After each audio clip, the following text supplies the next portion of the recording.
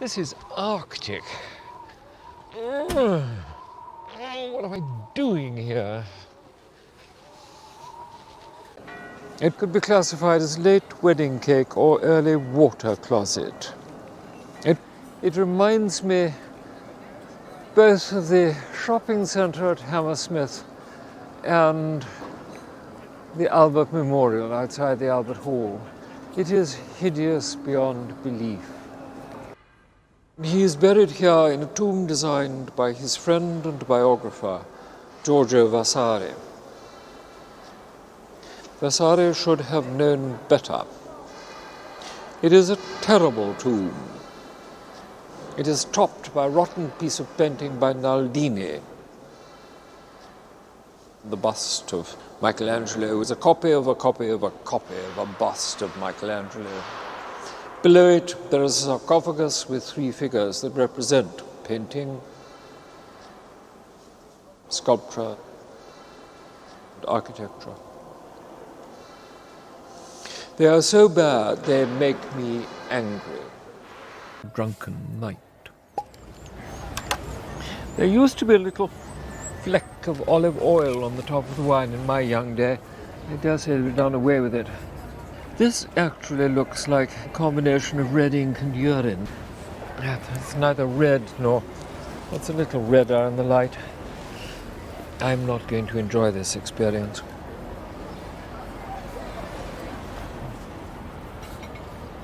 No, I'm not. When it was new, would not have cared for its one crude note of drunken humour. No, it's not the local wine, it's the architect who's at fault.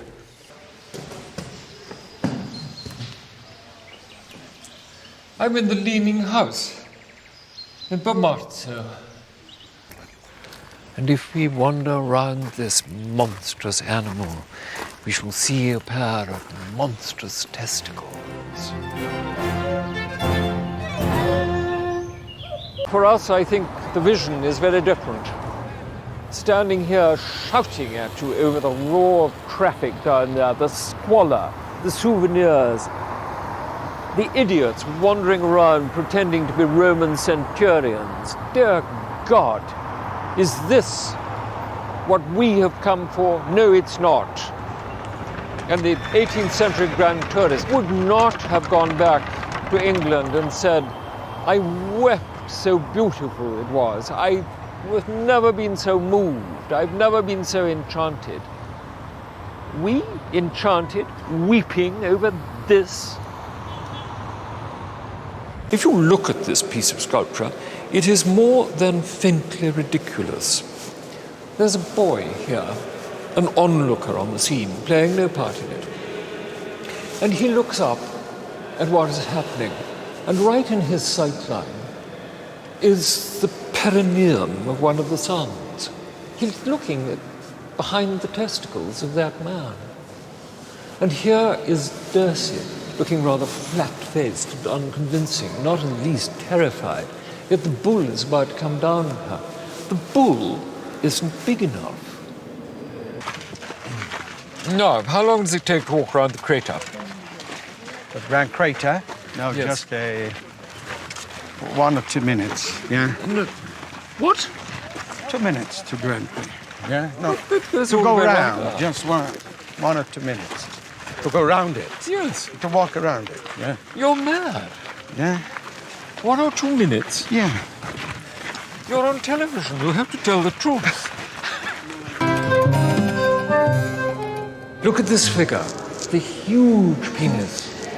Look at that, as a baker's sign saying, I bake bread in the shape of the phallus. Here's a sign that tells you you're on the way to a brothel. And look at these. Imagine somebody rings your doorbell in Merton or Mitcham or somewhere like that, and the bell rings and it's one of those. That is a doorbell. It's an animal. It's winged. Look at him, that man. He's got a monstrous phallus, so much so that he is actually battling with it. Keep it down. Should Vesuvius do its trick once more. They know that all this modern housing is totally vulnerable and will, if it happens, become another ruin just like that.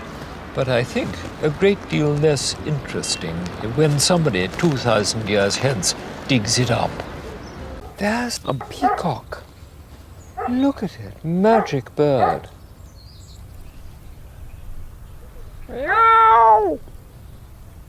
Meow! There. That's attracted its attention. Meow! I've forgotten where we were. Oh, talking about Orvieto wine. Yes, of course. As far as the journals and diaries are concerned, Orvieto and Montepulciano wines are the only ones worth drinking in the whole of Italy. When you're in Florence, they say don't drink the... It's showing its tail. Look, look, look, look, look, look, look, look, look. Ah, that's made my day. Well, I look at this ridiculous picture. Here's Raphael presenting a drawing, the Duke Urbino. There's his father painting the event in the background. Oh, it's awful. It's like a scene from a Wagner opera, Lohengrin. When I was in Rome and got off at the Colosseum and Paul McCartney was playing. Oh, didn't that spoil it? No, we were pleased. This is not my idea of fun.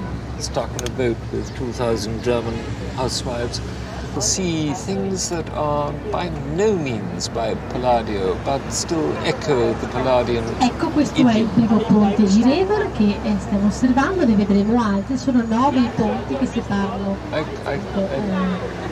Slightly distracted. In terms of sinistra Villa Grimani Migliorini, chi a Links Villa Grimani Migliorini.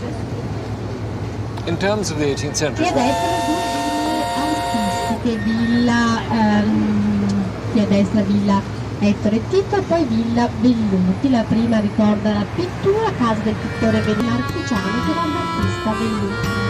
Qui a destra da nome Ettore e Tito, al veneziano. I will get off the next stop. Con scalzi il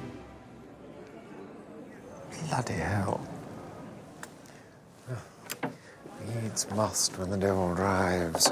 Hello. Hello. Can I help you? Yes, I want to be invisible. Okay. I have to go to a ball and I don't want to, so I want to be invisible.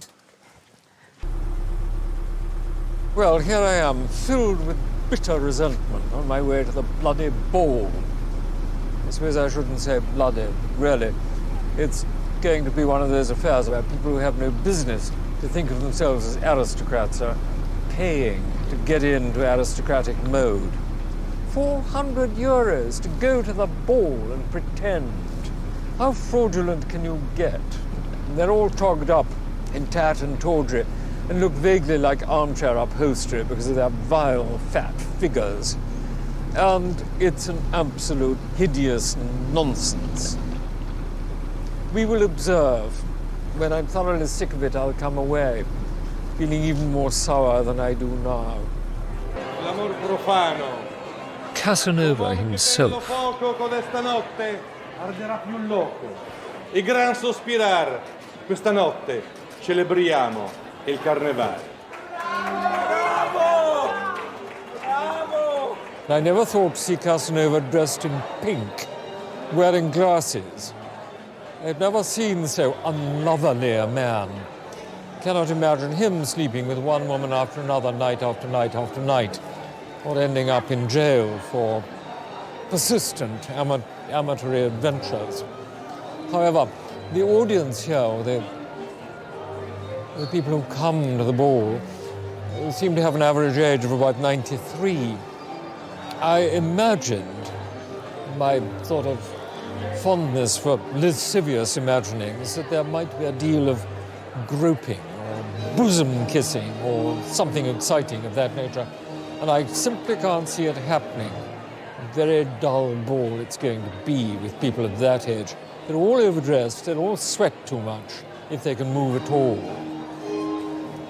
Quite frankly, I think it's a disaster. All it's attracted is a lot of fat old lesbians. And that's about the sum of it.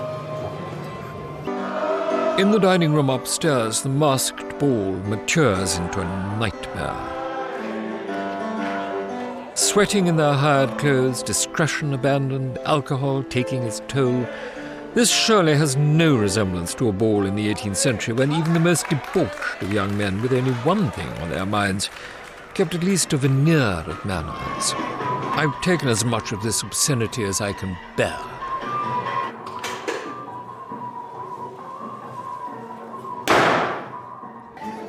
Because our parties are just like in the 18th century. Everybody in costume, only candlelight. Not very young. Not young people, you say? No, our guests are from 25, 26 up to 85, 86. Yes, I think then most of them are nearer 80 than 20.